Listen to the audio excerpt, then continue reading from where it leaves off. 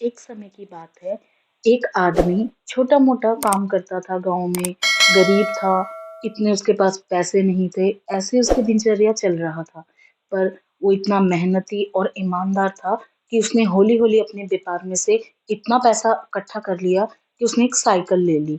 तो वो प्लास्टिक का व्यापार करता था, छोटे-मोटे प्लास्टिक के बर्तन या डिब्बे, प्लास्टिक के खिलौने बेचा करता था। बेचते-बेचते उसने एक दिन ऐसा मुकाम हासिल किया कि उसकी अपनी खुद की कंपनी हो गई। बीवी, बच्चे, घर, परिवार, गाड़ी, कंपनी, दौलत और इतने सारे स्टाफ। बहुत ही अच्छी उसकी नियत और सब कुछ उसकी ज़िंदगी में अच्छा चल रहा था। पर ऐसे चलने क्रम में उस पे बहुत अहम आ गया था। वो सोचता था कि शायद उससे धनी, ईमानदार, अच्छा इंसान कोई है ही नहीं। बस वो जिसको भी अपनी ही नसीहत देता, अपनी ही बात ऊपर रखना चाहता। मतलब उसमें थोड़ा-थोड़ा कर अहंकार बढ़ता गया। वो बीवी-बच्चों से भी ऊँची आवाज़ में बात करना, बच्चों को भी डाँटना, दोस्तों को भी नीचा दिखाना, अपने आप पे पैसे का बहुत घमंड करने लगा। बहुत ही ज़्यादा उस पे पैसे का घमंड हो चुका था। पर उसे पता चला कि उनके साथ के ही गाँव में कोई बहुत बड़े ज्ञानी बाबा आए हैं। तो वो भी ऐसे ही प्रवचन सुनने के लिए, उनके दर्शन के लिए चला जाता है।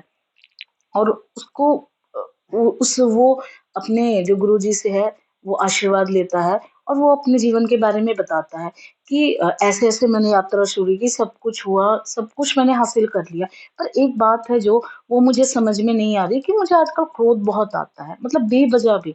मैं लोगों पर ऐसे ही भड़क जाता हूँ, मुझे खुद को भी बाद में थोड़ा महसूस होता है कि शायद मैं वैसे बेवजह ही इन पर चिल्लाया। तो गुरुजी ऐसे देखते हैं उसके मुख की तरफ और कहते हैं, "मैं थोड़ा बहुत कुछ भविष्यवाणी भी करता हूँ, क्या तुम मुझे अपना हाथ दिखाओगे?" तो वो झिझक कर कहता है, ठीक है, अगर आप देखते हो तो देख लो।" है ना? तो वो गुरुजी ऐसे उसका हाथ देखते हैं और ऐसे उसकी शक्ल की तरफ देखते हैं और कहते हैं, भाग्य तो तुम्हारा इतना अच्छा नहीं है, तुमने इतना सारा मुकाम हासिल तो कर लिया, सब कुछ अच्छा हो गया, परंतु तुम्हारे बचने के जो दिन हैं, वो सिर्फ़ 10 दिन बाकी हैं। तो वो एकदम ही चिंतित और अशांत हो जाता है, कहता है, "क्या बात कर रहे हैं गुरुजी? सिर्फ़ मैं अब सिर्फ़ 10 दिन ही बचूँगा?" वो कहता है, "हाँ, सिर्फ़ आप अब 10 दिन ही बचोगे, जो खाना-पीना, घूमना, जो-जो कार्य आप ज़िंदगी में करना चाहते हो, वो आप कर सकते हो, कर लो।" तो वो जाता है, 1 दिन बीतता है, 2 दिन बीतता है, 3 दिन बीतता है, 4 दिन, ऐसे करते-करते 10 दिन, 11 दिन, 12 दिन, 13 दिन, 14 दिन, 15वें दिन उसकी बर्दाश्त से बाहर हो जाता है। वो फिर स्वामी जी को ढूँढते हुए आता है और कहता है, "स्वामी जी, आपने तो मुझे सिर्फ़ 10 दिन कहे थे। देखिए, मैं 15 दिन हो गए, मैं तो अभी तक नहीं मरा।" तो स्वामी जी कहते हैं, "अच्छा, तो यहाँ बैठो।" तो तुमने इन 10-15 दिनों में क्या-क्या किया पहले वो मुझे बताओ? कहता मैंने अपनी पत्नी से प्यार से रहा, बच्चों से प्यार से रहा, अपने भाइयों, रिश्तेदार, ऑफ़िस के स्टाफ़ मैंने जिनकी कम-कम सैलरी थी सबकी सैलरियाँ बढ़ाई, जो भी मेरा पेंडिंग काम था मैंने सारा कुछ किया, जो मुझे लगता था कि हाँ, मैं किसी के सहयोग कर सकता हूँ, किसी के काम आ सकता हूँ, किसी को चैरिटी दे सकता हूँ। इतना तक कि मैंने आधी दौलत ही अपनी दान कर दी कि मेरे बाद इतनी बड़ी-बड़ी कंपनियाँ तो कोई नहीं चला पाएगा, तो मैं किसी और को दान कर दूँ, अनाथालय में दान कर दूँ, वृद्ध आश्रम में दान कर दूँ। कहता है मैंने सब दान किया और उससे जितना भी समय मुझे मिला, मोस्टली दिन में मैं इधर-उधर व्यस्त भी रहता था, तो वही रात के समय तो मैं भगवान के ही ध्यान में रहता था। मैं इतना लीन हो गया था उन पे कहता अब मुझे किसी और चीज़ का लोभ लालच नहीं आता। बस मुझे ऐसा लगता है कि बस मैं उन पर ही लीन रहूँ और मैं सिर्फ़ भगवान को ही याद करता रहूँ। तो गुरुजी कहते हैं, "देखा, यही है।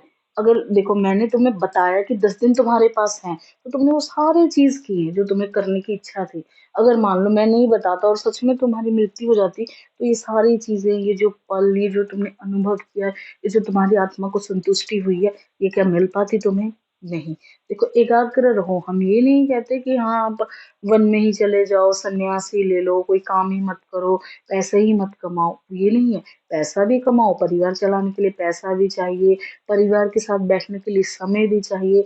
जिनको काम करवाते हो या जो भी आप जिन लोगों से जुड़े हो, उनको भी समय दो, उनकी जो निश्चित और जो उनकी सैलरी है या उनकी कमाई है, वो भी उन्हें दो, उनको भी खुश करो और खुद की आत्मा को भी खुश करो।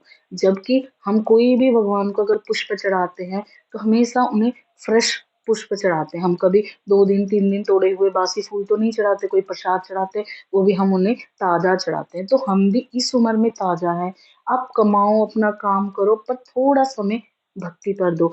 इस कहानी से हमें यही सीख मिलती है, मृत्यु जो है वो सत्य है, मृत्यु होना ही है, कोई जन्मा है तो वो मरेगा अवश्य। तो इसीलिए भगवान को ना भूलें, क्योंकि उनकी ही वजह से ये सृष्टि है, ठीक है? तो हमें जो चीज़ जहाँ करनी है, कमाने और काम के इतना पीछे मत भागिए कि आप अपनी फैमिली को, अपने रिश्तेदारों को, दोस्तों को और सब प्रथम अपने भगवान को, उनको ना भूलें। उनको हमेशा याद करें। श्री कृष्ण।